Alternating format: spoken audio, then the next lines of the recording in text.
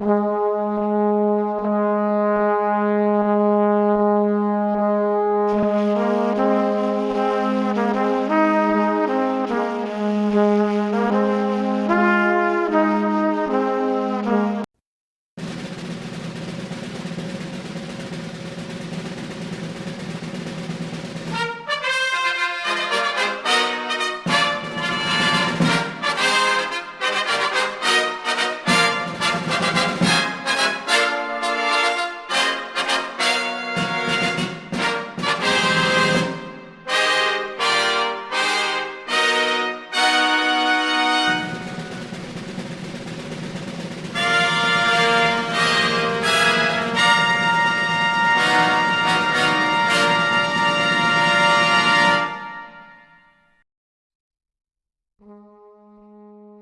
hello once again, my friends, my fellow historians, and my fellow ship lovers.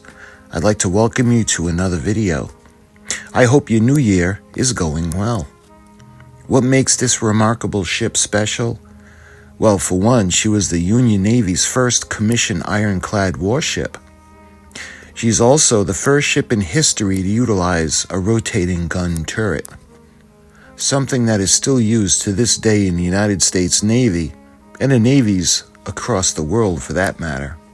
So sit back and relax, and let's learn more about this beautiful vessel and its role in defining the Civil War.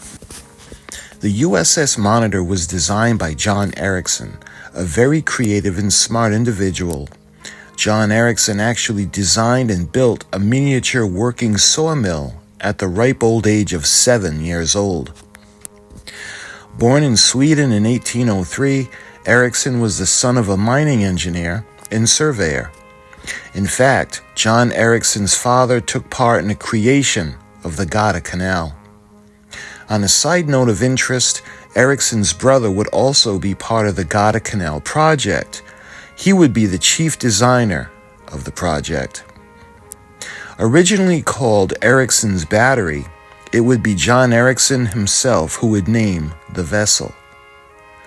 Erickson decided it should be called the Monitor because it would be a monitor of the secessionists of the South.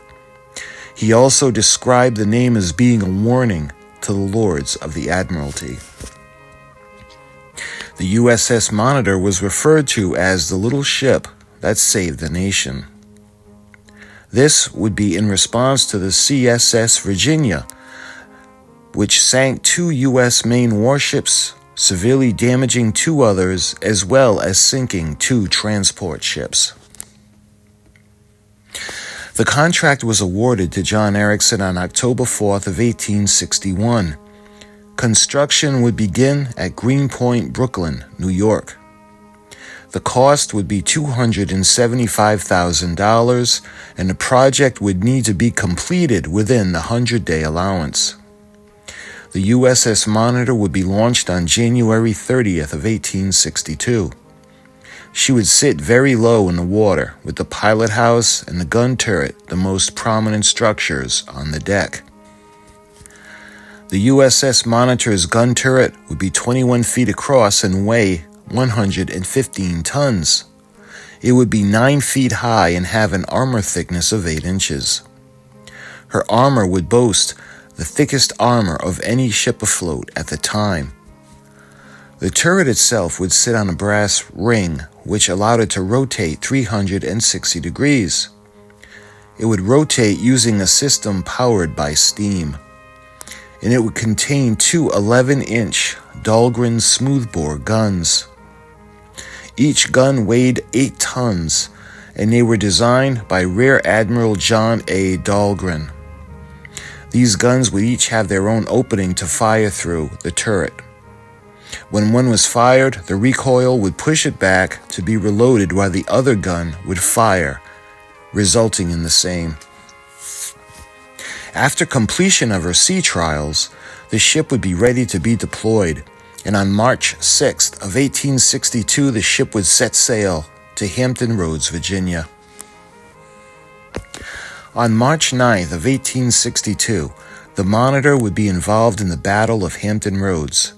She would go up against the CSS Virginia, formerly the USS Merrimack.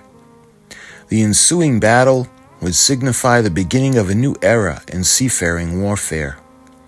The exchange of gunfire seemed to have little effect on each other. These ironclad ships were very different from the traditional wooden vessels that ruled the seas up until that point. Eventually, both ships would sustain damage in the battle, and the USS Monitor would have her wheelhouse hit by cannon fire, causing damage to the structure. Both the Union and the Confederacy would claim victory in this battle, and the result of the fighting would be a draw. The Monitor and the Virginia would not face each other again. The USS Monitor would sink in a storm 16 miles off the coast of Cape Hatteras, North Carolina, on December 31st of 1862, taking 16 crew members with her. The USS Monitor would sit forgotten for 111 years until she was discovered. The recovery of the sections of the wreck is both lengthy and interesting. The wreck site would be found in 1973. The wreck would later be confirmed as the USS Monitor in 1974. And in 1975, it would be designated as the first National Marine Sanctuary under the National Oceanic and Atmospheric Administration. The first dive to the ship would be in 1977. The ship's red signal lantern would be recovered. Later in 1979, more artifacts would be recovered from the wreck site, approximately 100 more items. And later in 1983, the anchor would be recovered as well. Then in 1987, the Mariners Museum and Park became the principal curator and preservation center of all artifacts recovered from the wreck site. In 1988, the propeller, along with 10 feet of the propeller shaft, would be recovered. The additional section of the propeller shaft, along with the stuffing box and steg assembly, would be salvaged in 2000. 2001 would see the recovery of the engineering section. This would include the propulsion system as well as the supporting bulkheads. And later, almost everything else in the engine room would be recovered. This included the propulsion engine, floor steps, the railings, the steam engines, the steam condenser, and the main steam line. This would result in the Mariner Museums having one of the oldest and most complete steam engine rooms ever to be salvaged. Now, due to the fact that the USS Monitor had settled on the seabed upside down, special operations would need to be performed. Before the recovery of the turret, the preparation included the following phases. The ship needed to be shored up, followed by the removal of the engineering section, which cleared the way to remove the armor belt section, which would give access to the turret. Later, in 2002, when the turret was recovered, the remains of 2 sailors were discovered. They would be buried with full military honors at Arlington National Cemetery. The 2 crew members, along with their 14 shipmates, would be memorialized in Section 46. By 2007, the Monitor Center and Batten Conservation Complex would be completed. And today, the recovered pieces and sections of the USS Monitor reside at the Mariners Museum and Park, located at 100 Museum Drive, Newport News, Virginia, 23606.